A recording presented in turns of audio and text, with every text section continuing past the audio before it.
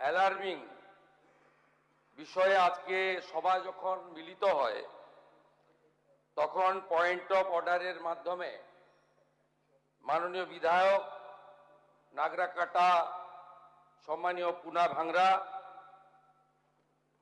মাননীয় বিধায়ক কালিয়াগঞ্জ উৎপল মহারাজ এবং অন্যান্য একাধিক বিধায়ক এখানে তুলে ধরেছেন নওদা বিধানসভার বিধায়ক মাননীয় হুমায়ুন কবিরের দুটি জায়গায় অত্যন্ত আপত্তিজনক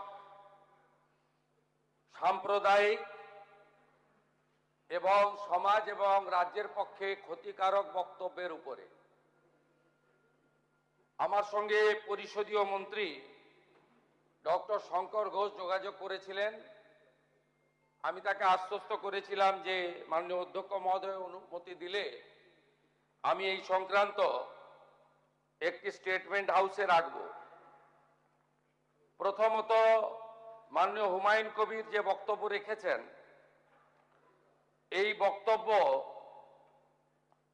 আপনাদের কাছে আমি পড়ে শোনাচ্ছি। 26/6/2026 afternoon Humayun Kabir MLA Nowda AC, তিনি একটি উনার পার্টির মিটিং কাশীপুরে রেজিনগরে করেছেন।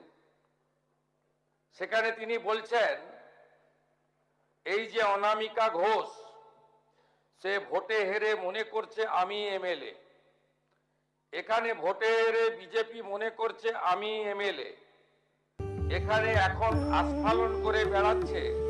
তা আমি শুভেন্দু অধিকারীকে সেদিন বলেছি যে আপনি ভোটে জিতেছেন, আপনার দল জিতেছে, খুব ভালো কথা, কিন্তু মুর্শিদাবাদে আস্ফালনটা একটু কম করবেন।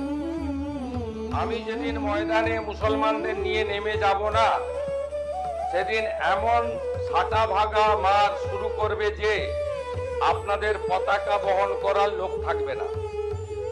কেস এরকম কেস আমাদের বহরমপুরে জেল খাটা আছে।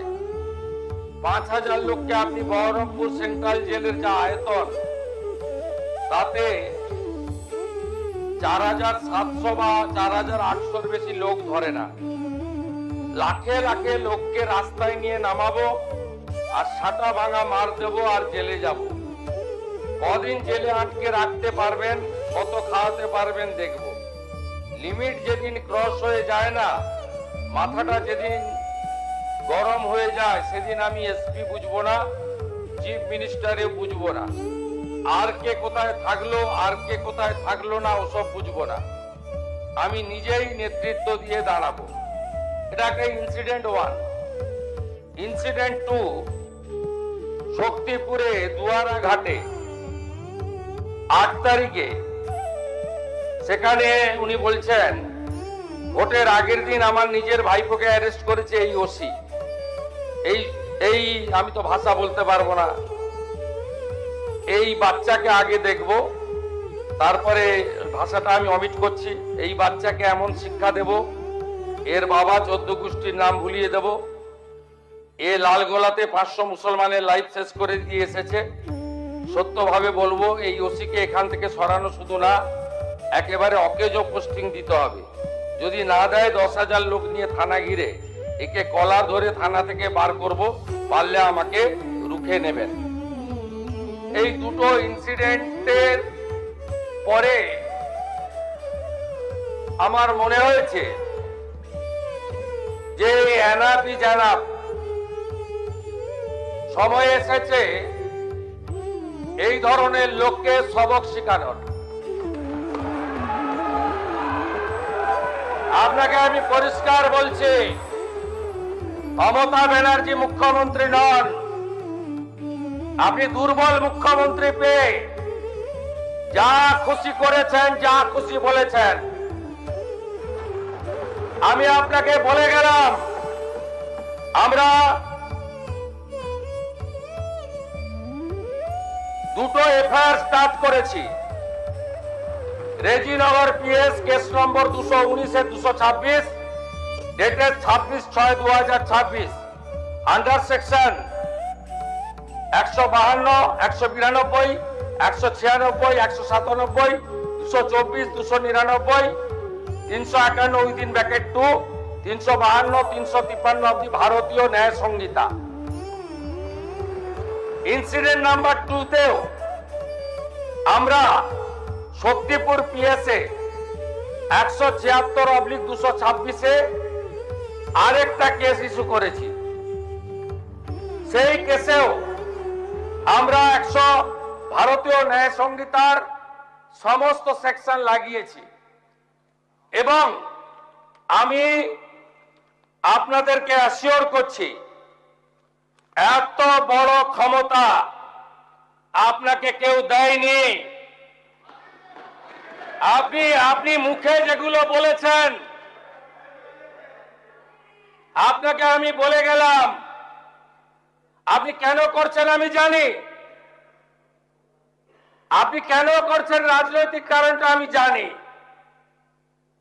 আপনার এজেন্ডা 2 ছিল।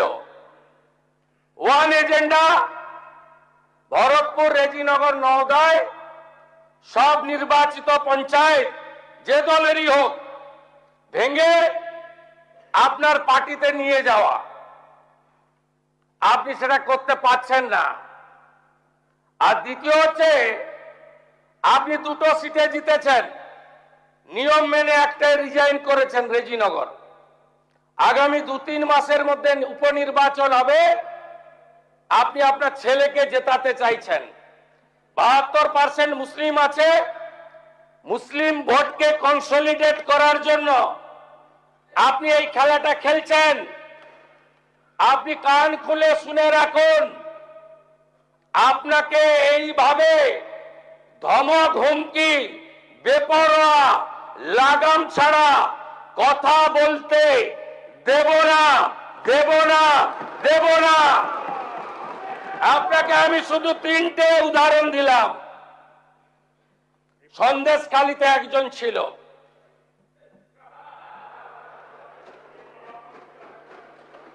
2024 1 জানুয়ারি বলেছিল তৎকালীন বিরোধী দলনেতা এলে তার হাত কেটে পায়ে, পা কেটে হাতে লাগাবে আর চামড়া ছাড়িয়ে মেদিনীপুরে পাঠিয়ে দেবে।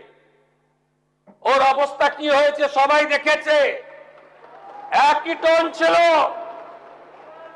আরেকটা জীবনতলার গুন্ডা ক্যানিং ভাঙড়, ওর অবস্থাও কি হয়েছে দেখতে পাচ্ছে সবাই। আরেকটা পুষ্পা ঝুঁকে গায়ে নেই, এমন ঝোঁকা ঝুঁকেছে খালি পায়ে, ছোট প্যান্ট পরে, কান ধরে উঠবস করতে করতে যাচ্ছে।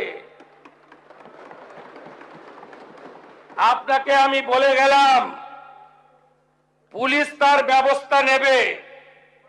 আর আমি 1 সপ্তাহ পরে মুর্শিদাবাদে যাচ্ছি। আমি প্রমাণ করে দেব ভারতবর্ষের সংবিধান, আইন শেষ কথা বলে, কোন বাপের আবাদ শেষ কথা বলে না। আপনাকে সংযত হওয়ার, সতর্ক হওয়ার, এই ধরনের কথা প্রত্যাহার করার এবং ভবিষ্যতে এই ধরনের কথা বলার আগে 25 বার ভাবার হুঁশিয়ারি দিয়ে আমি সবাইকে আশ্বস্ত করছি। আপনারা ভাবছেন কেস হয়েছে, অ্যাকশন কবে হবে? যারা ওকে ডেকেছিল এই সভাতে তাদেরকে আগে তুলব, তারপরে আপনার কাছে যাব। যা করার করব আমি আশ্বস্ত করছি আপনাদের।